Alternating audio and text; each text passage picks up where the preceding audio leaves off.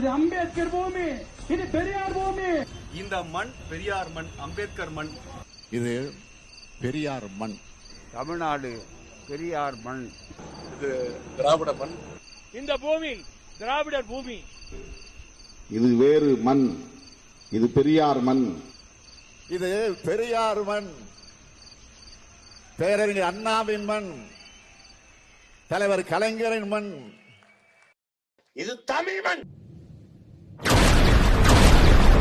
தமிழர்கள் அல்லாதவர்கள் இருக்கிறாங்க சொல்றீங்க. தமிழர்கள் அல்லாதவர்கள் எப்படி முடிவுக்கு வந்தீங்க நீங்க? தமிழகத்துல யாரையெல்லாம் தமிழர் அப்படின்னு நீங்க வரையறை செய்வீங்க? தமிழர் என்று நீங்கள் யாரை வரையறைப்படுத்துவீர்கள்? தமிழர்கள் இவர்கள் தான் அப்படின்ற சர்டிபிகேட்டை கொடுக்கிறது திரு சீமான் தானே.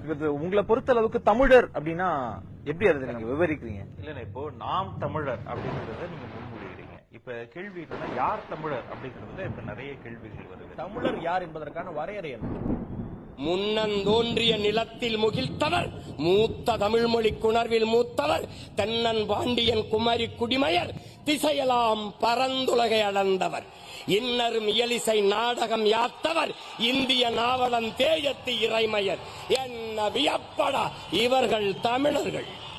வான்முகில் மலையிடை வாழ்க்கை தொடங்கியவர், வளர்ந்தரு குறிஞ்சியில் காதலை உணர்ந்தவர், தேனுமில் முல்லை மருதம் நெய்தலை தீர ஆய்ந்து நல் இல்லறம் வகுத்தவர், காந்தரு பொருளையும் கலனியும் கண்டவர், கடலின் பரப்பையும் கடந்தையில் சென்றவர். ஏன் தம்பி தெரியுமா இவர்கள் தமிழர்கள்?